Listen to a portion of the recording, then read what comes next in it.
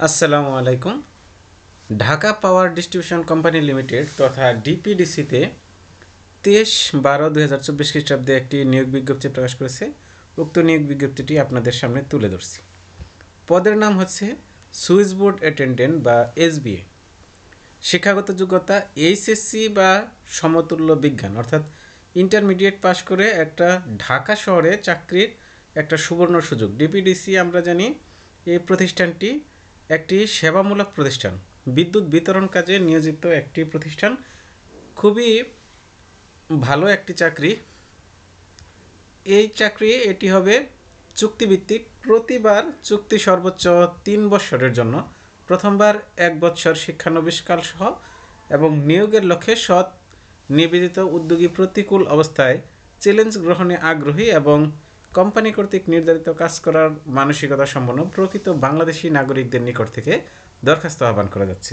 সংস্থা কর্তৃক নির্দিষ্ট লক্ষ্যমাত্রা পূরণ করার সাপেক্ষে সন্তোষজনক কাজের ভিত্তিতে চুক্তিভিত্তিক চাকরির মেয়াদ 3 বছর অন্তর অন্তর নবায়ন করতে সর্বোচ্চ 60 বছর পর্যন্ত বৃদ্ধি হতে পারে। পদের সংখ্যা হচ্ছে 20টি, হ্রাস বৃদ্ধি হতে পারে।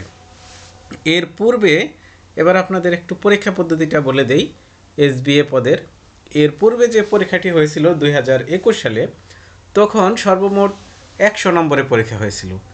এর মধ্যে এমসিকিউ ছিল 40টি, 40টিতে ছিল 50 নম্বর, 30 মিনিট সময়, এবং লিখিততে ছিল 5টি প্রশ্ন 10 করে 50 নম্বর। এই হচ্ছে মোট 100 নম্বরের পরীক্ষা হয়েছিল। এমসিকিউতে যে 40টি ছিল, এই 40টির মধ্যে বাংলা ছিল 7টি, ইংরেজি 6টি, ম্যাথ ছিল 8টি, সাধারণ জ্ঞান ছিল 5টি, কম্পিউটার থেকে ছিল 3টি এবং ইলেকট্রিক্যাল ডিপার্টমেন্ট থেকে ছিল 11টি। আপনারা আমার চ্যানেলেই দেখবেন যে এর পূর্বের সমাধান দেওয়া আছে, ওইটা ইচ্ছা করলে দেখে আসতে পারেন এর পূর্বের পরীক্ষার সমাধান।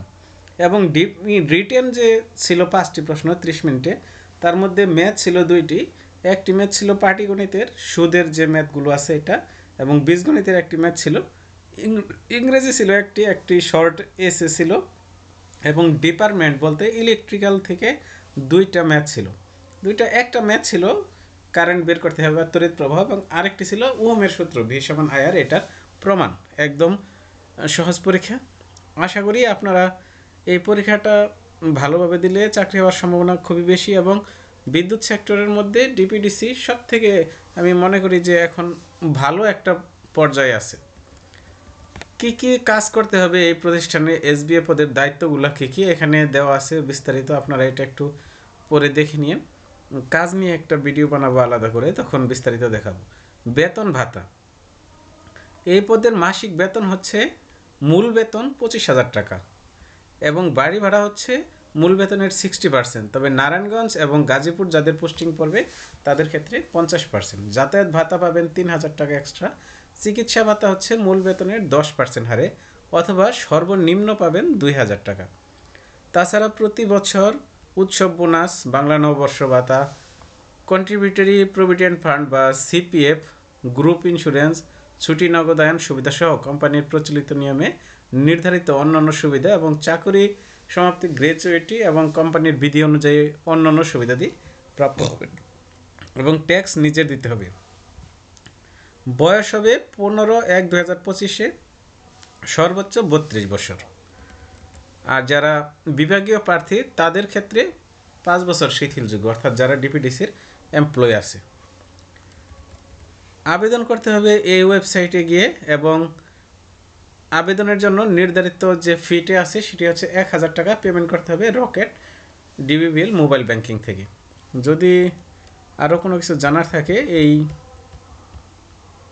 নিয়োগ বিজ্ঞপ্তিতে, তাহলে কমেন্টস বক্সে জানাতে পারেন।